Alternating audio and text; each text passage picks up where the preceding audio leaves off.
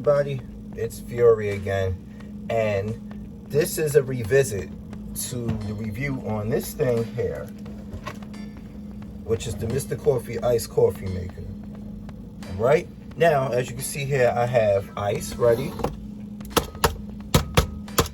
I have coffee, because, you know, some people in the comment section like, I returned it because it didn't make it, it's too watered down. I'm like, let me explain to you what's going on here. As you can see, you got the parts here, seeing a little weather to them. You have a reserve in here. You're using coffee here.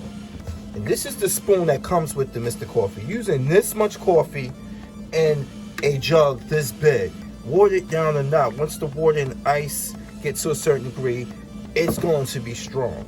Some people have been drinking coffee way too much that they have forgotten just how potent it is. Their taste buds are so acclimated to this. It only really takes a tablespoon of this, for example, to make 1 6 to 8 ounce cup of coffee. Now imagine using a whole scoop, which is about 2.5 tablespoons right here. And I'm gonna put it into the filter right here. Like that, see? Plain and simple. It's a lot of coffee to be making just 1 tumbler of iced coffee. Now, where I went wrong when I first bought it is that I didn't know, I wasn't following directions properly. I misunderstood. Now, you got 2 means here. You got a water line here and you got a water line here. You can use this, or you can use the one inside here to measure. I'm gonna use distilled water. I'm gonna draw it up to the line here, and then I'm gonna pour it into the bottom reservoir to that line, like that, boom. And then you have a max line in there too if you want it just a little bit more watered down, but it ain't that much of a difference, okay? So now I'm gonna use that and I'm gonna pour that into here, and it should go right to the part where it's full. Perfect. It is perfect. It's right there at the level and stuff inside here. You can either use the one in here that says water and max fill, or you can use this, pour it into that, boom, it equals out the same. Now, what I'm going to do now is place the tumbler here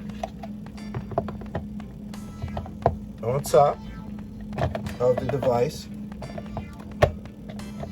Snug it on there. Now remember the coffee, you can't forget that. That's 2.5 tablespoons, which is enough to make a regular hot cup of coffee 1.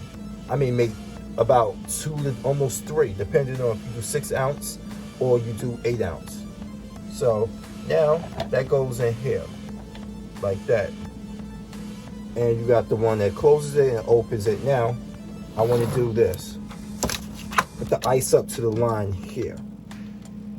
And because I didn't expect people to really pay attention to my last video about this, I'm coming back to it finally now that I got time to that. Fill it up to the line. This is just to show you, because I haven't used it in quite some time. And also, I realized I messed up in my initial review. So I'm going to do it up to there. Put the ice back. Make sure that the reservoir is open. And we're gonna put that under there. And like I said, even with it melted, you have, this is concentrated. This is more than enough coffee that you need right here. So we're gonna pour the top on there, and I'm gonna hit the start button. And even if it melts down to it, you still have a strong amount of coffee. It's concentrated amount that you're using. Because how many times do I have to tell it to the people who had a problem with the last video about it and said they returned it because you misunderstood the machine? That's what I'm saying. Yeah, that's the bacon press. That's my Stanley reservoir right there. Forgive me the places, but I've been cooking, so it's a little, got a little bit of, you know, weather to it. But as you can see, it's gonna pour here, like last time. And me, I've gotten to the habit of using oat milk because working on the ambulance, I have a partner who is severely allergic to tree nuts, so I can't use almond milk. And then I don't want to use my milk, also standard milk, even though it's lactose free. It's just that it does have a longer shelf life than regular milk, but still I'd rather use the oat milk, the vanilla oat milk. Give it a little bit of flavor, and we're good to go. It's melting. See, I want to make sure it gets the other parts of the ice too.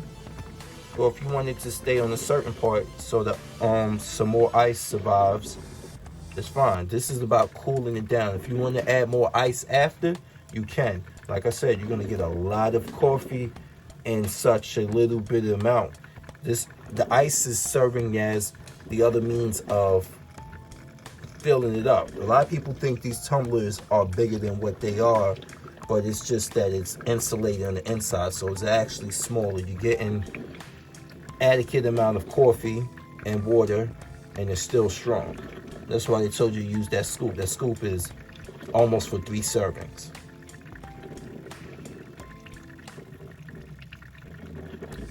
Yes, and if you have storage reasons, make sure you always get one of these steel frame here to put all your appliances on there. Because I don't, for small spaces like this. Somebody asked me that I live in a garage. I'm like, no, I don't. Okay, because they saw one of these in the background last time. But there you go.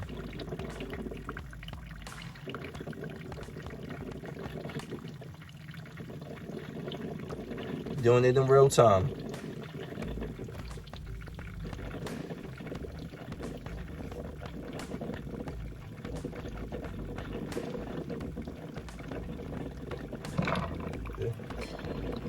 It'll melt the bottom of them out.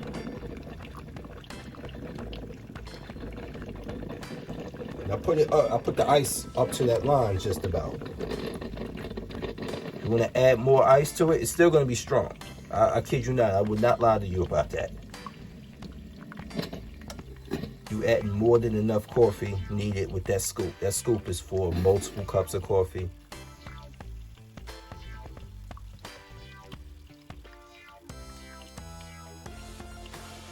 And it's almost done.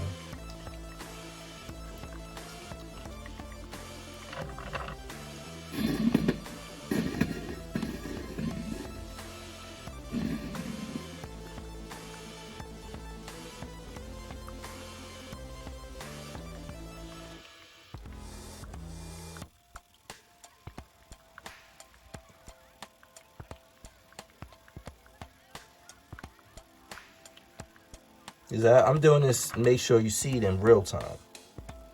What I'm talking about. No jump cuts, none of that. I want you guys to see this. Alright, see? Now, you have it here. Pretty cool to the touch. Now, you take this tumbler straw and your tumbler top. Put the straw through the top.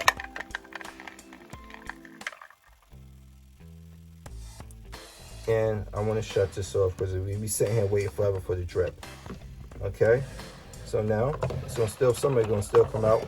So it's supposed to be, I don't know. Now this is coffee black, and we're gonna go and see. God damn, it's strong. It has no flavor to it because it's coffee black. But it's cold, it's strong as shit. Now, this is where you can add what you want to add to it. Case in point, I want to add some vanilla oat milk to it. Give it sweetened, okay? Case in point, me, I use precise measurements as best as I can. I'm going to fill it up to that line, and I'm going to see just how much that is to the ice line. Or you want to add more ice to it, you can. Let me just add 2 more cubes.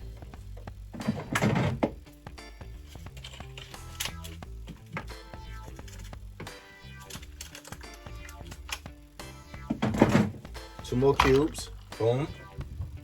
Now, let's see how much oat milk. We'll fill it to the top. Vanilla oat milk.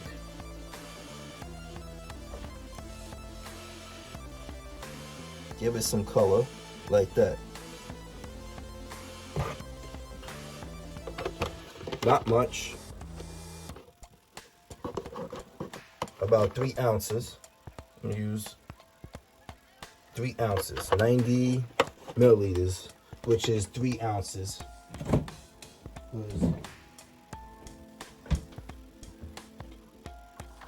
Stir it around. See, it's not that crazy. Stir it around. You're gonna add your own sugar to it. Like, case in point, I want to add agave nectar to it. I get agave nectar, which is good. Higher glycemic, I mean, it has a better glycemic index for you than honey, and it's sweeter. I'm gonna add a little of this to it. And let's put it on there. Make sure I have it topped properly. And there you go.